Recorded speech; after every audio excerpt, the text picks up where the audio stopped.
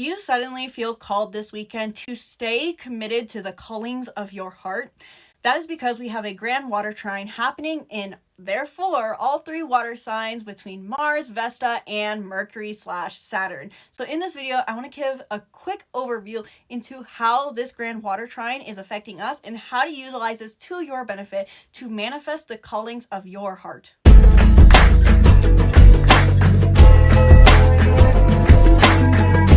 Hello and welcome back to the channel. I'm Isabelle, your spiritual rebel friend, and today we are talking about a rare grand water trine that we are happening February 22nd, 23rd of 2025. Now, quick, disclaimer, I did hear this all from Lunatic Astrology, so I'm pulling a lot from her video with also putting hopefully my own take on it. So check out her video. Lori did an amazing job talking in depth about this rare grand water trine and how it affects your sign. So if you want personalized horoscopes, go check out her video. And if you want to learn more about how the stars are affecting you right now and how they're going to be affecting you as we head into March of 2025, which we're going to have eclipses this month, then book a reading down below where in 1 hour we can dive deep into how your chart is going to be affected by this eclipse season, as well as any other transits that are going to be happening in February, March, and further in 2025. So today I want to give a quick summary on what to expect with this grand water trine and how to utilize it to your benefit. So in this video specifically, I'm going to be talking about what a grand water trine is, what planets and points are involved in this grand water trine in 2025, and how to utilize this information to your benefit. So if you're someone who not only wants to take in the information of astrology, but practically apply it to your life, whether that is for manifestation or just, getting on track better, watch through to the end of this video where I'm going to share some of my top tips on how I'm personally utilizing this energy. So first and foremost, what is a grand water trine? A trine specifically in astrology is when we have two planets, points, aspects in a chart or in the sky that are within the fellow signs and forming a positive aspect. A trine will usually be shown in blue on a chart. You'll also see it as shown as a triangle if you're looking at a table chart. And hopefully I will remember to put all these symbols over the screen while I'm sharing this. To give a bit more of a mathematic explanation, a trine is when two planets or points are 120 degrees apart from each other. But the simple way you can note a trine is when you have any two planets or points within the same element in the stars. So in this case, we're talking about a grand water trine, which is going to be happening between water signs, Cancer, Scorpio, or Pisces. Now, what specifically is a grand water trine? This is when we basically have a three-way trine, because any trine can just be between two planets, but a grand water trine is when we have it going all three ways. So all three water signs are activated. And during this grand water trine, all water signs are being activated by the planets Mars, asteroid Vesta, and Mercury. More on the specific effects of this grand water trine in just a minute. But a grand water trine is truly special in the sense that a trine, simply put, is luck and benefit. They are best of buds. They're friends. They understand each other. They're kind of on the same page as the idea. The simple word that you're going to see associated, though, with a trine is luck.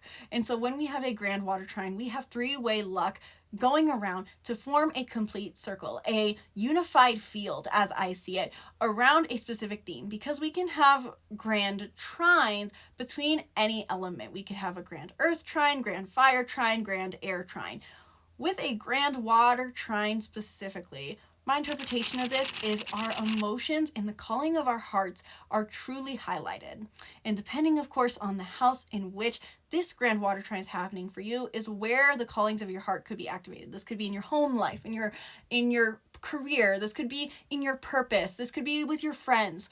But regardless, our heart, I feel, is very activated with a grand water trine. We feel more connected to our emotional callings. We're more in touch with our emotional well-being. And also, these are themes that have already been coming up throughout this week because the moon was in Scorpio as well, forming an additional grand water trine. So let me know in the comments below throughout this week, were you already feeling the sense of, I need to connect to the calling of my heart, and I kind of know what my calling of my heart is saying. So hopefully, once again, I will remember to put the chart over the screen where I am looking at this grand water trine that is happening. Again, Lori Lothian over at Lunatic Astrology explains this very well, and she has a way cooler chart system than I do. But what is this grand water trine specifically activated with? Because yes, a grand water trine does mean all water signs, Cancer, Pisces, and Scorpio, are working together to give us the full depth and understanding of what emotional fulfillment means. But based off of the planets and points that are involved, this could play out subtly differently.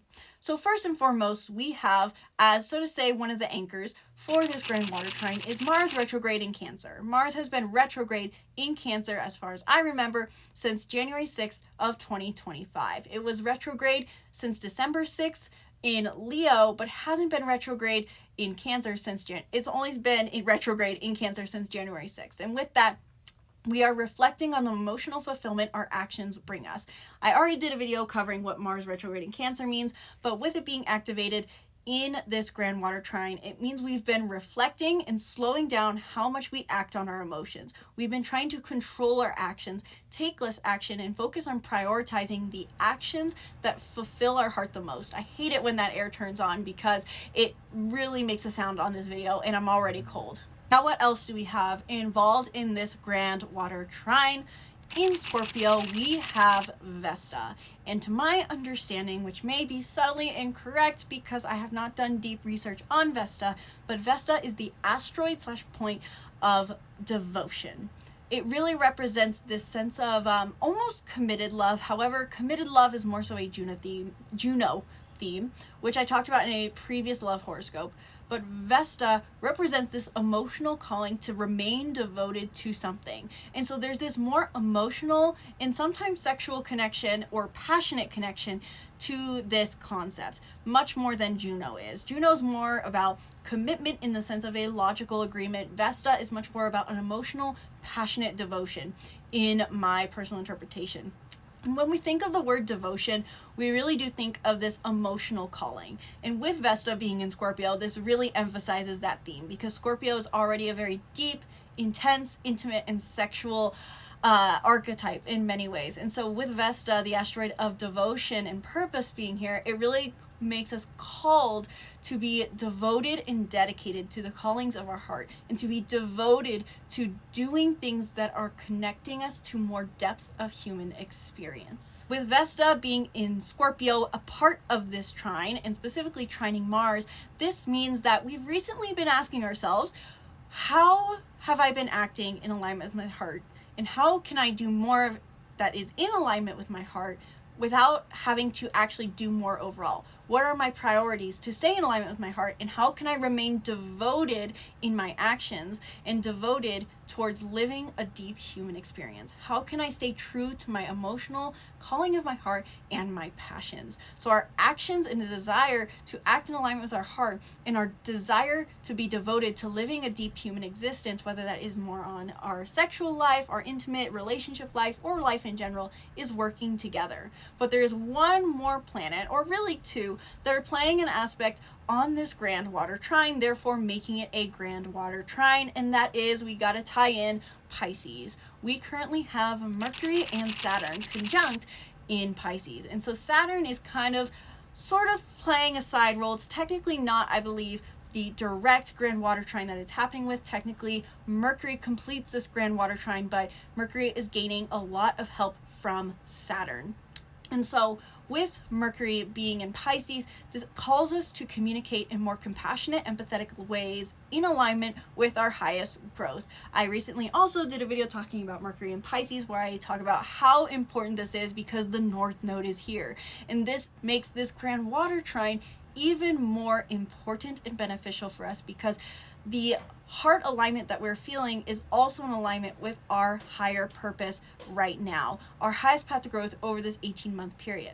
And so Mercury, simply put, being in Pisces, embraces, or it invites us to embrace a more non-linear style of communication to help us express ourselves and connect with others in more compassionate, empathetic, and spiritual ways. And so all together, combining these all trining each other, we find that our action, our communication, and the desire to remain devoted is working together to help us do something and potentially even initiate something that is in alignment with the calling of our heart, the callings of our heart. It could be plural in that sense. And so with a grand water trine, this could mean we feel the desire to initiate something, and that's simply because Mars is involved. However, Mars is retrograde. And so we could be really realizing, okay, these are what my priorities are. This is what I'm going to need to do, or this is what I need to do going forward. But also, given that trines are luck, I would say that this could mean something fated coming our way over this weekend of February 22nd, 23rd of 2025. Overall, you feel the desire that I know how I need to express myself. I know how I need to communicate. I know what I need to do to remain nurturing to myself and to others. And I know in my soul what I want to remain devoted to. I know what my deepest passions are. And so these are all working together to give us clarity on what our heart needs. So I would say, with all that in mind, this is a very positive transit to utilize to help us understand what the true callings of our heart is and how we can remain devoted to that. So now that you have the overview of what it means to have a grand water trine happening between Pisces, Cancer, and Scorpio with Vesta, Mercury / Saturn, and Mars involved, what do you do with that information? This is what I am currently thinking about and considering and contemplating to utilize this energy to my benefit, which is first and foremost asking myself, what are the callings of my heart? What has come up for you so far this week around your emotional fulfillment, whether that's emotional fulfillment in connection with others, emotional fulfillment in your career, emotional fulfillment in your routines? What has been coming up for you as far as your relationship with emotions in this week? Because like I said, we had the moon in Scorpio, and so we kind of got some inklings, so to say, of or ideas of what exactly this grand water trine is going to bring. Secondly, I will be asking myself and potentially acting on, we'll see based off of impulse because I'm still an Aries at heart, is there something that I need to communicate to someone or something I need to communicate to myself? Am I waiting on communication on something? Could I initiate that? Because Mercury is involved in this grand water trine. So it's possible that we have been waiting on some form of communication to act in alignment with our heart, the callings of our heart, or very likely there's something that we need to communicate in a compassionate way. So ask yourself, is there something I need to communicate to follow the callings of my heart? Whether that's telling someone, hey, keep me accountable to this, or if that is saying, hey, we need to work on our relationship. Are you open to this conversation? And then playing on that further, thirdly, I would add, is there something I need to take action on? Is there a new boundary I need to set? With Mars retrograde in Cancer, this really has us reflecting on how nurturing our actions are. And we've been reeling back on our actions, not taking so much action in a certain area of our life. And Mars is still retrograde until the 23rd, where this energy will move forward. But as of this grand water trine happening, this is basically our final invitation to say, okay, what boundaries and parameters do I need to give myself going forward? And I know this is very heavily a theme I've been personally focused on. So I would phrase this as asking yourself, are there parameters I need to give to myself in order to follow the callings of my heart? Whether that is staying in one place, or blocking certain phone numbers, or saying no to certain invitations, whether that is a spiritual or literal invitation. Is there something that I need to say no to? Is there something I need to not do? Setting those expectations and maybe even doing something could be a theme that comes up for you with this grand water trine. And finally, the final note I'd leave on practical tips for applying this grand water trine and utilizing it to your benefit is asking yourself, what do I feel called to be devoted to? What gives you that deep sense of passion? Has something come up in this week that gives you that sense of deep passion, something that you want to be deeply devoted and invested in? This could be something that you now set into motion or write out and journal and say, I'm going to stay devoted to this. Or maybe you act on it in some means. But regardless, this grand water trine brings luck, brings expansion, and it can be simply helpful to just write out what you're feeling during this time or utilize this emotional energy to your benefit to really follow the callings of your heart. So let me know in the comments below, are you feeling the energy of this grand water trine? What houses is it happening in for you?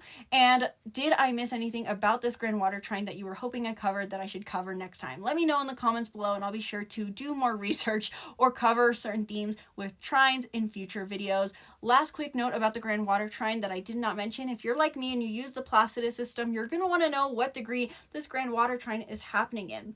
And as far as I can see, the grand water trine is happening between roughly Scorpio 15 degrees, Vesta in Scorpio 15 degrees, Mercury in Pisces at about 15 degrees as well, and Mars in Cancer at 17 degrees retrograde. So look to 15, 17 degrees of Cancer, Scorpio, and Pisces, and that will give you further indication into what houses are being activated with this. If you use the Placidus system, if you use whole sign, even easier for you. So let me know how this is affecting you in the comments below. Let me know how you're feeling this energy. What are you feeling called to be devoted to, committed to? What callings of your heart are you being called to? I would love to hear your thoughts in the comments below. Be sure to book a reading down below if you want more information on how the stars are going to be affecting you going forward into the next month of March and further. And be sure to subscribe to the YouTube channel and stay tuned for more videos breaking down the stars. Thank you guys so much for watching this video. Sincerely hope you enjoyed. Once again, my name's Isabelle, and from my heart to yours, namaste.